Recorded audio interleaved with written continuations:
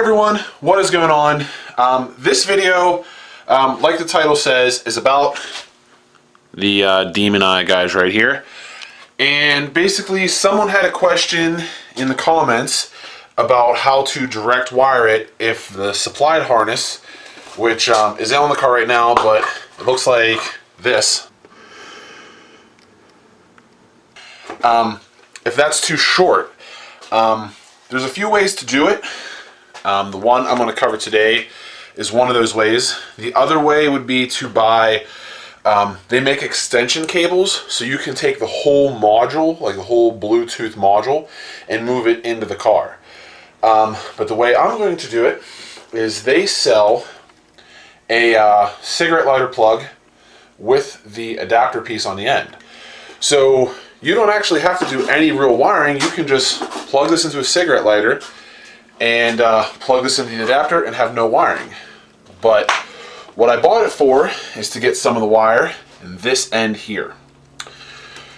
So basically, you're going to need some wiring stuff. You're going to need some crimpers, some hand tools as I walk into things around my garage. And since I still have the rigged old harness with the button and everything hidden under the hood and stuff, we're going to simplify the wiring with the cigarette lighter piece. So here's the module here in the car. This is the wires that go from the module here to the actual bulbs to control the Kellers. You can actually buy extension cables of this, so that way you can take this whole module, move it into the car wherever, and then put the button somewhere where you want to put it. If you don't want to use their button because it's kind of like key fob looking, and you want to keep all this stuff in the engine bay hidden out of the way, that's what we're going to cover today. So the first thing I need to do is, this is the plug here. I have to test, I'm pretty sure it's the inside, but I got to test with a electrical meter if the hot is the inside or the outside of that plug. Okay, so I have my meter set up here, and I have it jammed in with all the grounds right here. So what I need to do is test this plug to see if the inside or the outside is positive. I'm fairly sure that it's the inside that's positive.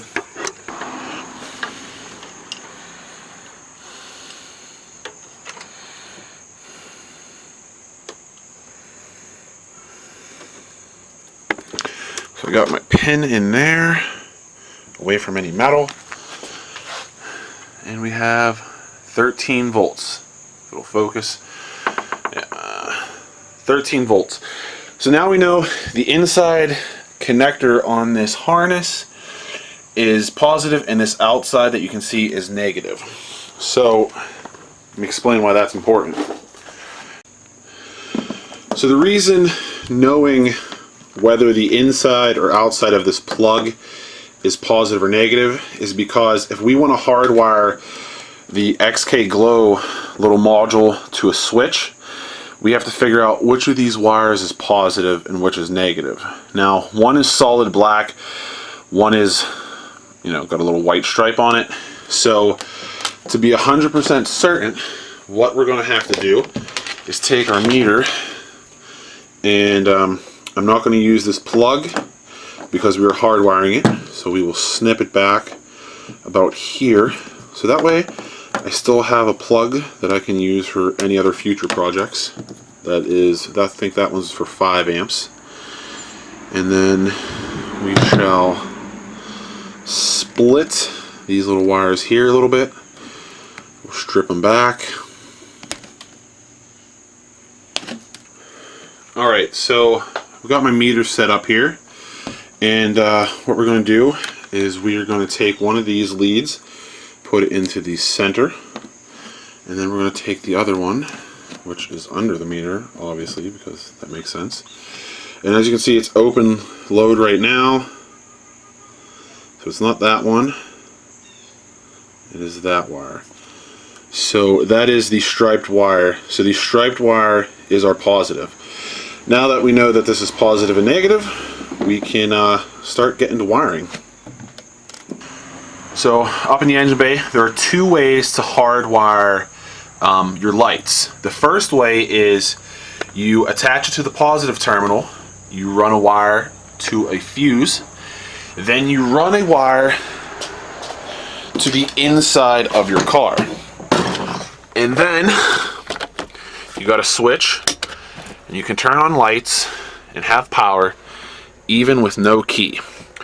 So that means you can run your lights, walk away from the car. The downfall is you could accidentally leave it on, walk away, and kill your battery. The other way to do it is to get one of these fuse piggybacks. Now, then what you can do is you can take this fuse, plug it into your fuse block,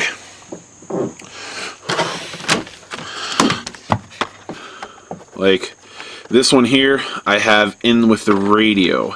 So that way this wire here in the fuse little guy will always shut off with the key, so it won't ever accidentally be left on.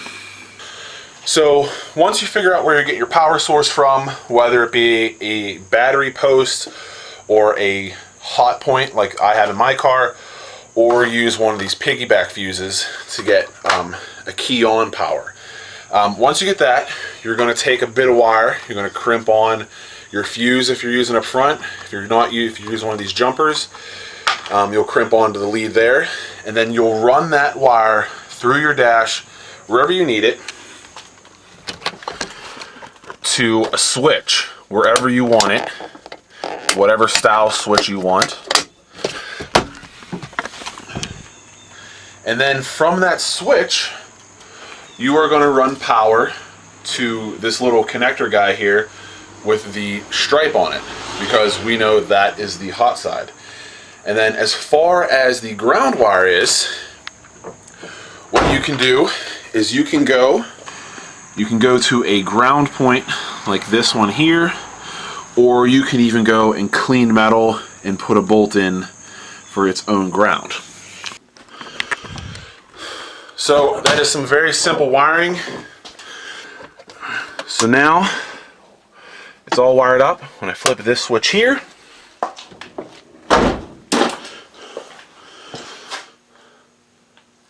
I get some red demon eyes.